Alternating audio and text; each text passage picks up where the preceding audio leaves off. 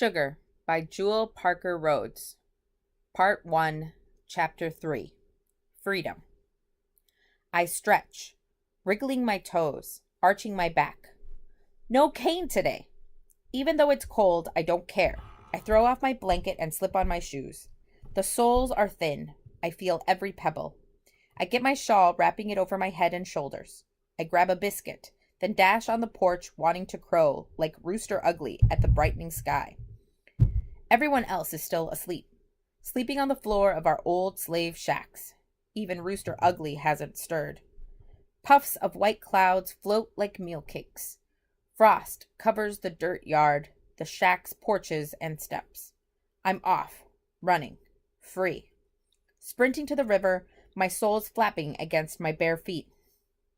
I run, swallowing big gulps of air. I run past cane fields, then up the grassy knoll, where the big house sits to keep dry when the river overflows.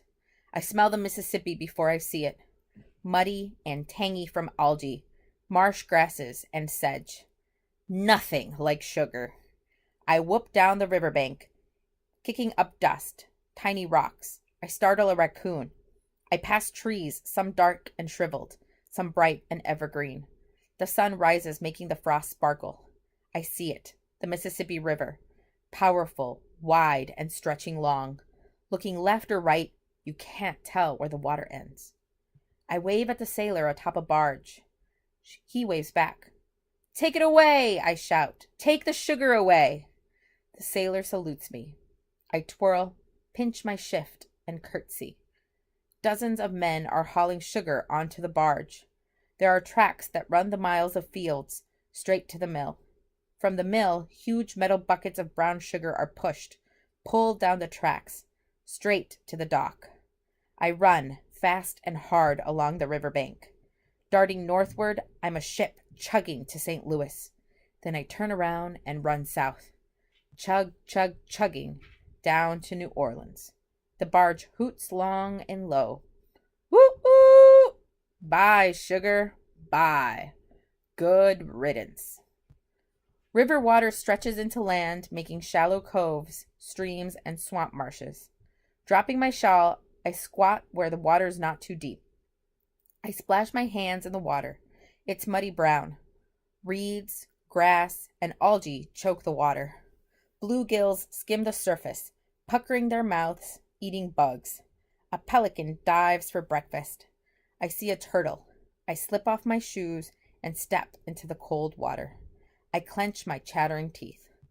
Luck, luck, luck, Ma told me. Touching a turtle's back brings luck. Sand and mud are racing over my feet, through my toes. The turtle's little legs are flapping, stroking faster than I can walk. Water swirls around my knees. I take wider, bigger steps. I reach, I fall. Splash! The turtle shoots away, dives, and disappears. I'm wet, shivering. Quick, I stand, happy the water isn't deep. Happy there aren't any snakes. Or worse, gators. On shore, I squeeze water from my shift's hem. I hear a whistle, sharp and shrill. I stare into the trees. Winds, rustling leaves, holly bushes. Everything else is still, quiet. Who's out there? Overseer Tom? A chicken thief? A peddler? I'm not afraid of them. Chin up, I gather twigs, sticks, and dry grass. I start a small fire and sit, wrapping my shawl close. I get warm. Warmer. I undo my kerchief and bite into the biscuit. I hear a whistle again. Billy Wills, the owner's son, steps out of the bush. Leaves are pasted on his clothes. His face is brushed with mud. "You been following me?" I shout, angry. "Watching me, Billy Wills?" Billy grins, his eyes blue as robin's eggs. "Did you guess? Did you know it was me?" "Course I did," I say, grumbling. But I didn't. I've always been told to keep away from Billy. Billy stoops, palms stretched toward my fire. I'm not used to seeing him up close. His pants are wool. He has thick-soled shoes. His legs and feet aren't cold like mine. He never has to work. I found rabbit holes. I don't say anything. They were so deep, wide enough I could fit my arm in them. I tried to catch a rabbit, but I couldn't. Silly, rabbits are smart. They saw you coming. Hyenas are dumb. What's a hyena? Mr. Beale says a hyena is like a fox, but it lives in Africa. I don't tell Billy. I should go. I'm not supposed to talk to him. Billy shouts, "Look!" He jumps up, stands, upside down on his hands. That's nothing. I bend, roll over twice, and leap like a rabbit. I can do this. Billy turns sideways, hops, then he's upside down, his feet, his hands, his whole body spinning like a wheel. Teach me, I shout. Won't. You're mean. Tell me then, what's a hyena?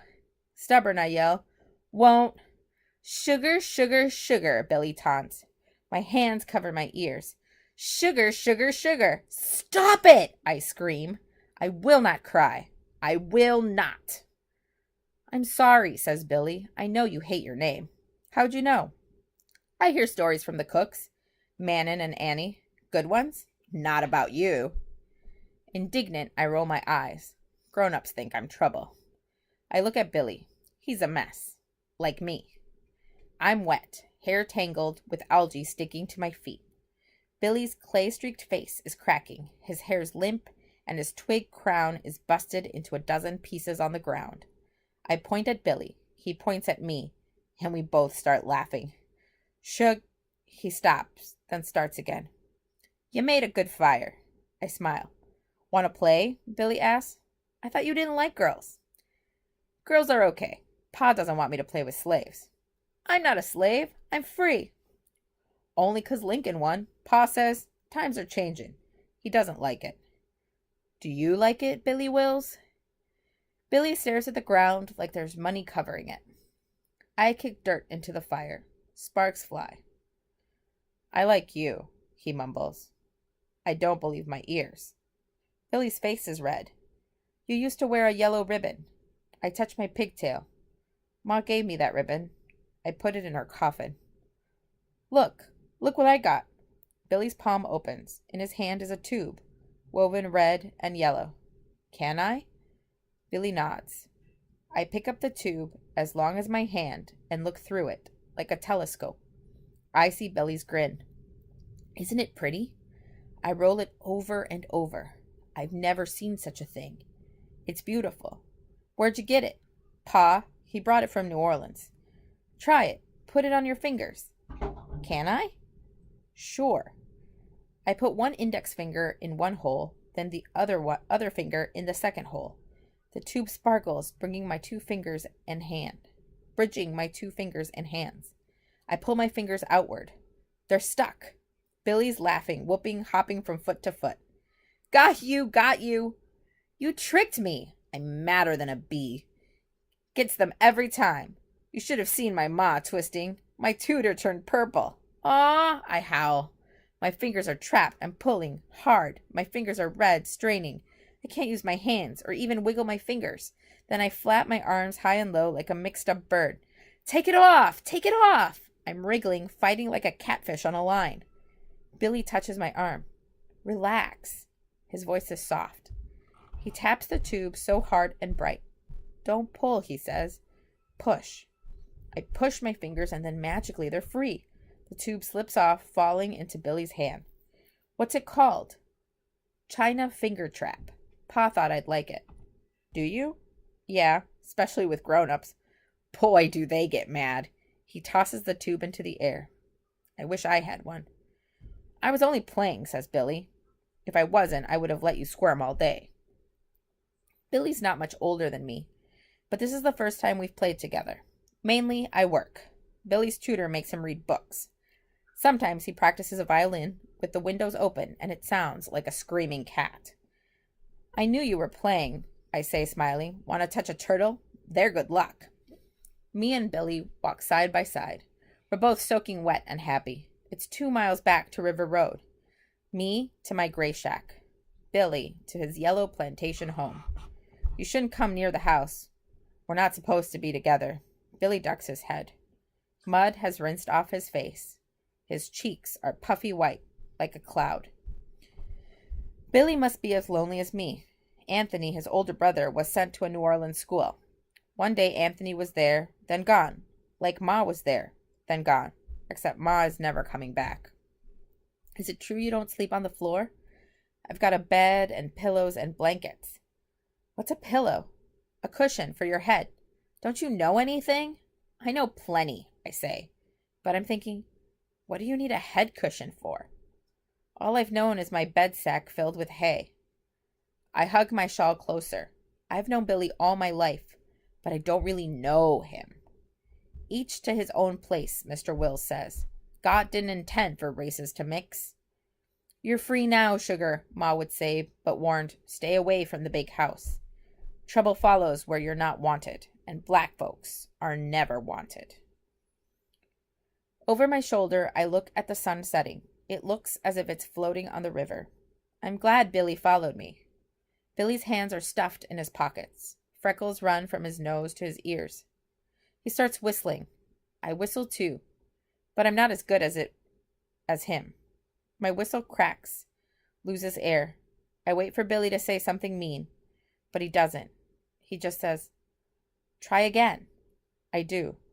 My whistle trills high. We make music all the way home. Night, Billy says. We squat, surrounded by bushes. Both of us don't want to leave. He's twirling the magic tube, and I'm watching the colors blur. Night, he moves towards the big house. I stay low, hiding. Candles flicker in windows. There's dozens of them. I smell meat. My stomach rumbles. Billy stops. He turns, runs back, a swaying shadow, and stoops, whispering hurriedly. I have a secret. You can't tell. Pa says he's sending for Chinamen. My brow wrinkles. They might be on the ocean now. Then Billy dashes towards the house, leaps up the porch steps, and disappears through a door bigger than any man. I'm shivering, trembling again. I don't know what Chinaman means. I'm scared. Billy has told me a secret. Secrets are bad.